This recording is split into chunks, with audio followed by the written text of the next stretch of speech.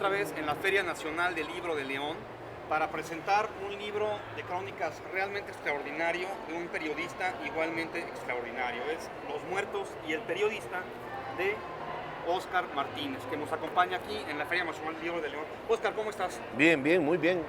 Hoy, pues, gracias. Nos comentas que ya has vivido aquí en México, pero es tu primera vez en León y tu primera vez en la FENAL, ¿verdad? Sí, es mi primera vez en la ciudad, no en el estado, que ya he estado varias veces. Y sí, es mi primera vez en la FENAL. Perfecto. Correcto. El estado de Guanajuato, ¿qué te ha parecido? Mira, honestamente lo conozco de forma muy superficial. Sé que es un estado muy violento actualmente. Exacto. Sé que tienen un problema con el huachicol y no solo con el narcotráfico. Exacto. Y bueno, sé que está en los top 3 en términos de homicidios por cada 100,000 habitantes de todo México, con lo cual supongo que León no deja de ser un espacio de despeje de todo eso, que en el interior se da mucho más. Claro. Oye, pues, platícanos un poco de ti. Sabemos de la revista El Faro que es extraordinario, es realmente un faro en el sentido de que es de los pocos ejemplos de un buen periodismo narrativo que podemos ver actualmente en español. En inglés hay varios ejemplos, incluso el New Yorker, ¿no? Que es el cliché, pero no por ello menos importante y menos cliché. Pero platícanos un poco de ti y de tu trabajo como periodista. Mira, a ver, yo en El Salvador, yo como mucha otra gente empecé muy joven. Empezamos en la posguerra. En El Salvador la guerra termina en el 92. Sí. Y la posguerra pues requirió que muchos periodistas jóvenes entraran a las redacciones que estaban intentando transformarse en aquel momento para dejar de ser medios durante una dictadura y empezar a ser medios en una democracia. El Faro surge en el 98, yo me incorporo plenamente después en el 2007, pero estoy alrededor del periódico desde siempre. Mi hermano trabaja ahí, toda mi generación trabaja ahí. Ahora mismo soy el jefe de redacción del Faro, pero el Faro surge de la inconformidad de periodistas que no les gustaba lo que leían. Nos parecía mediocre lo que había, nos parecía que el periodismo no estaba explicando un momento tan clave en El Salvador como la transición entre una guerra y una democracia, y que ese momento no podía dejar de explicarse. Entonces el Faro surge de una inquietud honesta por hacer un periodismo, digamos, más profundo. Y así surge la revista, y ya lleva todo ese tiempo. Con el tiempo, la gente que tenía 2 trabajos para poder sostenerse, porque el Faro no pagaba salarios, empieza a poder pasarse al periódico con salarios menores, por así decirlo. Entonces, ¿qué es lo importante de explicar? El Faro, aunque esto sí suene como un cliché, surgió de la vocación de gente que quería leer un mejor periodismo y que entendieron que para hacer un mejor periodismo tenían que hacerlo ellos mismos y ellas mismas. Entonces así surgió el Faro.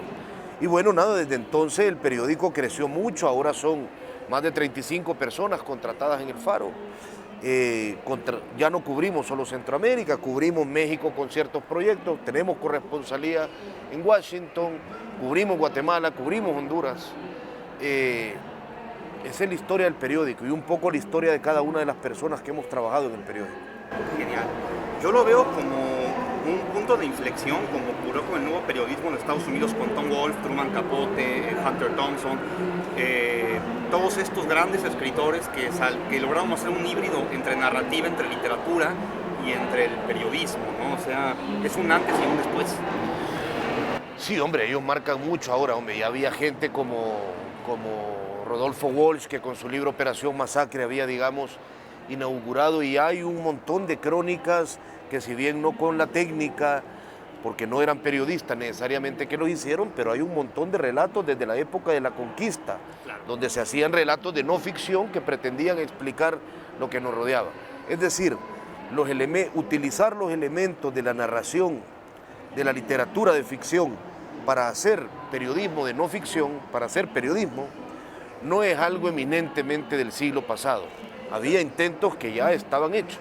Para intentar hacer no ficción, ya las herramientas de la literatura se habían intentado utilizar desde antes. Dicho esto, yo creo que ese periodismo que es tan gozoso de hacer, que es tan privilegiado de hacer, ese periodismo que yo intento ejecutar en libros como este o los anteriores,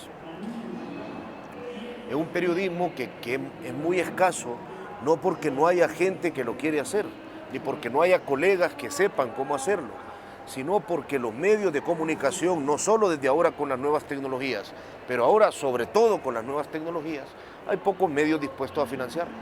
Hay muy pocos medios que le vayan a permitir a sus periodistas sostener la mirada para poder hacer un perfil. Un perfil no se hace con un café que te tomes durante media hora con una persona. Leila Guerriero convive con las personas para hacer perfiles. Pasa meses la maestra de los perfiles para hacer algo como eso. Igual que Alma Guillermo Prieto. Es muy difícil que le paguen a alguien para sostener la mirada y poder contar el viaje de un grupo de migrantes desde el sur de México hasta el norte de México. Es muy complicado hacer periodismo de largo aliento porque muchos medios y muchos editores y jefes de redacción se han convencido, lo voy a decir de una forma provocativa, que escriben para imbéciles.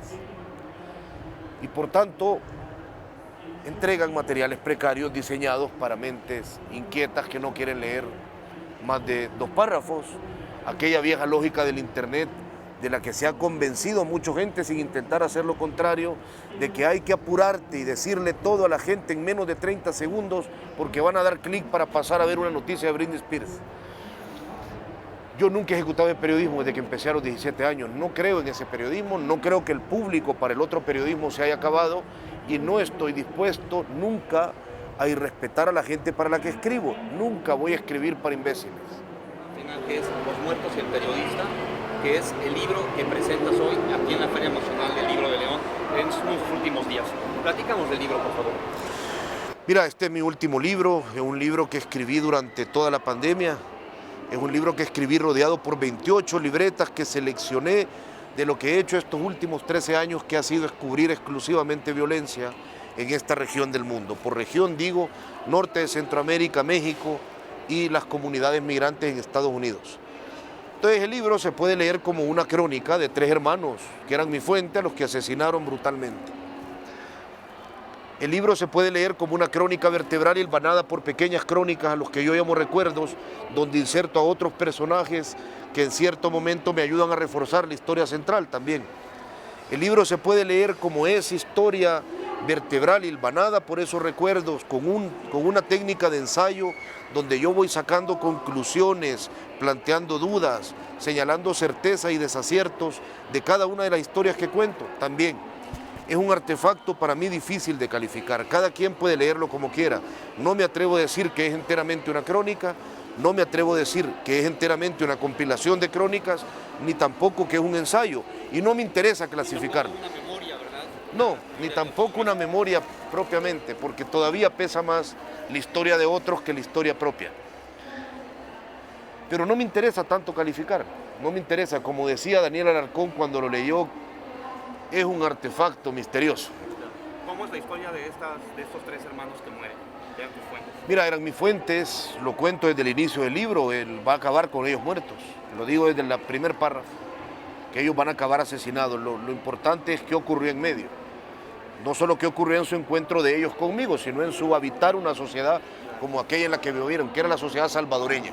Durante años la sociedad más homicida en este siglo, con tasas de homicidios como la que tuvimos en 2015, de 103 homicidios por cada 100.000 habitantes.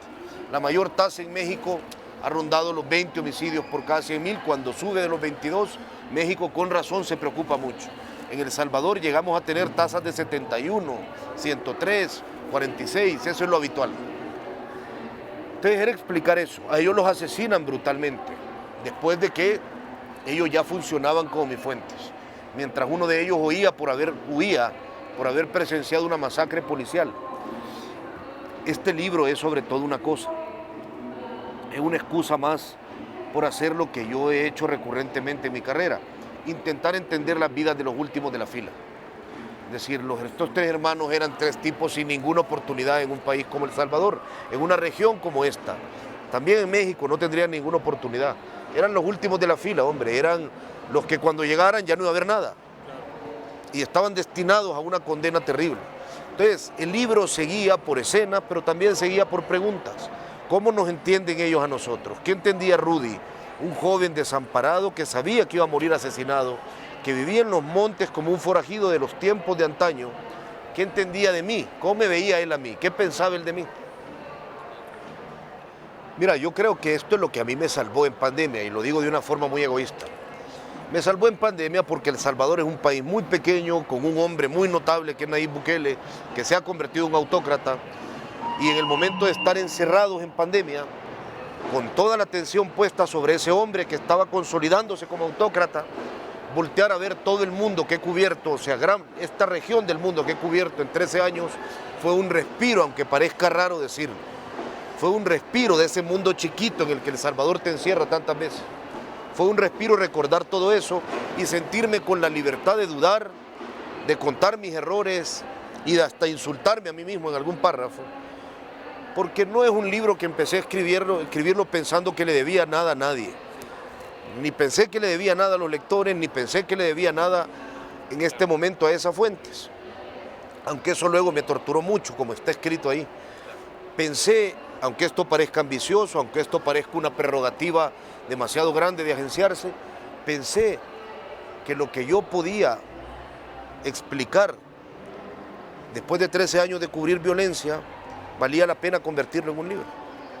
Pensé que había claves importantes, esenciales, en la comprensión de la violencia y del acercamiento a la violencia que yo podía expresar y que podía sistematizar y convertirlas en un párrafo, en 2, o en 3, o en 4, y que la narración fuera fluida y que esto fuera además una historia donde no te encontrás esas reflexiones como un pegoste o una roca que te obstaculice, sino que fluyen junto a personas, situaciones, circunstancias concretas.